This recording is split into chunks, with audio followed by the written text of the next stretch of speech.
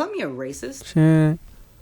Oh my God. It is episode 23 of the Keep On Trucking podcast. Yeah. Yeah. Now. Oh my God. Hell yeah, dude. It is my first week here in New York City. And I gotta tell you, I fell on an old lady. I fell on an old lady. Everybody was rooting for me. It was like, nah, Frankie, you know, like fucking congrats on making it out there and driving out there. You know, hope you're having the best, this and that. You know, wish you good luck. And I was like, thanks, man. And I'm over here falling down on old ladies. On old ladies, yeah, on the subway because whether I want to admit it or not, I'm from a fucking small town, dude. I'm from a little town. I'm from Paris. Little Paris with one E and two R's. It's my whole life I was like, yeah, I'm not no small town kid, bro. We are, dude. We fucking are. Where Paris is so tiny, man. And I never been on. I mean, I don't really know how to get around on subway, so I fell down on an old lady on a subway. You know what? Like, you know, dogs, when you put dogs in a car for the first time, or like in the back of a pickup truck, and you know how like they don't know how to be on. That was me on a subway. It was like one spot, and then I wasn't gonna sit down on it, but I was like, you know what? Let me just sit down. And next to it was, I didn't know it was an old lady. I don't know, she didn't have a cane or anything, but she had her mask on. And so I went to go sit down next to her. And right when I squatted to sit down, before I sat down, almost like probably like my ass was probably like 3 inches from the bench. The train moves and I go, oh, and I fell on the old lady and she goes, and she pushed me off. She threw me off of her. And I was like, sorry. I went, sorry. And I sat there and then she got up and she went and she stood. And she stood up and she held onto the thing. And I was just sitting there like an asshole with like 3 people staring at me like, damn, this kid just took away a seat from an old lady. And I was so embarrassed, dude. I wanted to get off right there and the next stop. But I didn't. And like I'm doing this thing where like I want people to not know that I'm not from here. So I just kind of see what everybody's doing. And I try to imitate it, like in the street, everybody's like walking, like they're like serious and they're walking somewhere. Dude, I walk the fastest. Like I walk so fast in the street, I'm just booking it, bro, just down the street, just get the fuck out of the way. And I look at my phone, I'm like, fuck, I went the wrong way for about 3.3 miles, and I gotta turn around and I walk fast the other way. The only annoying thing that I gotta say is getting up like at 8 in the morning to move my van. Because we're like the spots that I'm parking, like it's free to park from 7 p.m. to 8 a.m. So I gotta get up like 8 a.m. Which it's 4 a.m. or 3 a.m. No, sorry, it's 5 a.m. in California. But right now, like some guy told me that to go to Long Island City in the industrial area, and I could park there. He said that he knew a bounty hunter that parked here for about 2 months. He was just like, yeah, man, he parked his RV in Long Island City industrial area, and he was there for like 2 months. And I was like, I don't know if I want to park next to a bounty hunter. But I came into this area, and then I found a little street with like no street signs. There's a lot of cars here, so I think I found a forever parking spot. Hopefully, another whoa is, I don't know if I use that word correctly. Another thing that's been happening to me. There's a lot of people trying to get your attention. You know, like they go, excuse me, like, you know, oh, this happened to me. Remember in the last episode, it happened to me again. Like a guy was like, excuse me, can I talk to you? So I'm not really used to that. So he caught me off guard, and I was like, yeah. And then he seemed surprised that I stopped. He was like, excuse me. And then I looked and I went, and then he went, and we both just stood there and we stared at each other. And he was holding a box of chocolates, and he was like, do you support BLM? And then I was like, yeah. And then he was like, all right. And I was like, all right. And then I walked away, dude. Like, he's probably there all day, and like everybody was ignoring him. So I finally was like, what's up? And he was like, and he fucking forgot his lines, his script, to like, to make me donate some chocolate. I mean, donate some money for a little chocolate. But dude, I went to the Comedy Cellar. I've been there twice now. Since I've been here for 1 week. I've gone to the Comedy Cellar twice.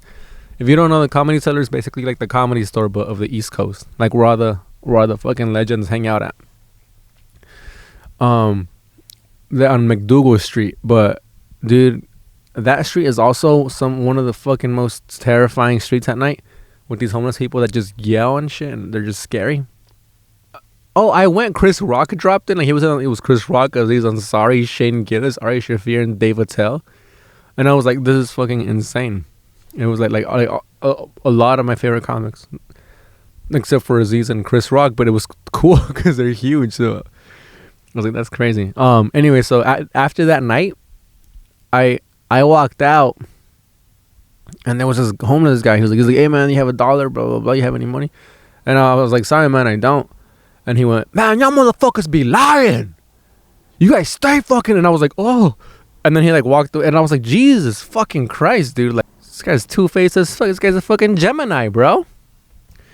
Anyway, so I was like, and then I went, and then there was like a pizza spot in the corner. And I was like, I'm gonna get a little pizza, man, before I go back to my van. And I went, and then I ordered a pizza, and I was like, cool. And then I saw another one that I wanted, and I was like, can I get a little bit of that one too? I ordered 2 slices, 2 New York pizzas. And then, so I was just waiting. It was like 3 a.m. Sorry, I haven't mentioned that. It was like 3 a.m. And that dude that yelled in front of the comedy club came inside, and he was like, I thought you don't have any money. And I was like, well, I was gonna have any cash, dude. And then like right when I said it, like my pizza came out, and this homeless guy was like standing next to me. And he was like, and then the cashier was like, oh, you're good. And the homeless guy, and I was like, oh fuck. And I was like, actually, I ordered 2 pizzas. I don't know. And I felt like a dick, bro, because I told this guy I don't have any money, and then actually, it's 2 pizzas. You're missing one. I keep on walking the wrong way. I mean, keep on looking the wrong way in one-way streets. Like, there's like streets that like cars only go this way, and you know how like I'm pretending to be here and I'm walking really fast. So I'll look the wrong way on a one-way street. Like, cars will be coming from this way, and I'd be like, no cars, I'm good. And then I fucking almost get ran over every time. I haven't gotten hit by a bicycle guy yet, so that's good. Yeah, I figured out I have a power that I didn't know about. So I'm over here on the East Coast. In California, I see Mexicans like all the time. Like our breed, assuming that everybody watching this shit is Mexican. My breed, being just a Mexican, I just spot it's like I don't even think about it. But over here, I spot Mexicans, dude. It's crazy. Like, I recognize which ones are Mexicans and which ones aren't, or which ones are just like another Spanish speaking race.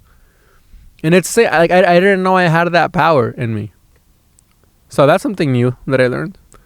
So, dude, I was running around here with a comedian that I met in Denver. That he flew out here. He had plans to fly out here, and then like we met up and we hung out. And then yesterday was the first day that he left. Yesterday was the day that he left. So today was the first day that I've been out here kind of by myself, kind of like hanging out alone. And so I'm trying to make friends, and I want to make friends with the person that works hard, that hits a lot of like mics, that tries to get on shows and shit. There's this comedian sat down next to me that I thought that I overheard him say to a guy that he hits like a couple of spots, like during the night. And I need that. I need a local to show me like how to get to a bunch of spots, because me not being from here, like it takes me forever to get from spot to spot, and I end up like showing up late to a club or to a bar, and I end up missing my spot, or I can't get on, and then like that fucks everything up, because I'm trying to get up like 4 or 5 times a night, and I only get up like twice. So like this guy, and then I overheard him say that he gets up a lot. So I'm like, hey bro, like what's up? Like I like chop it up. I talk to him, and then I get his Instagram, and then I'm like, yo, so like how many spots do you hit a night, man? I'm trying to get around. And he was like, one. I was like, and like I don't want to be a dick, bro, and just because there was another guy that I thought was really funny to on the lineup that I wanted to talk to. So I don't want to be a dick and be like, oh, all right, fucking, hey, what's up with you over there? So he was like, one, and I was like, sick. I was like, so where you from? Fucking, Dog shit, man. Dog shit. I stepped on dog shit too. You know what, man? This has been my experience. I'll keep you guys updated every week, man. And then hopefully people come out and visit me, and then you guys get like nice hotel rooms that I can stay at. It's a fun city. Like I said, man, I'm from a tiny town. So this is all like a lot, and it's fun, man. It's fun. It's exhilarating. And just getting to know the city is exciting. Getting to figure everything out, just seeing all the culture, man. It's sick, man. It's fun. I'm having a good time out here. But you know what? This has been the episode 23 of the Keep On Trucking podcast. Yeah. Now.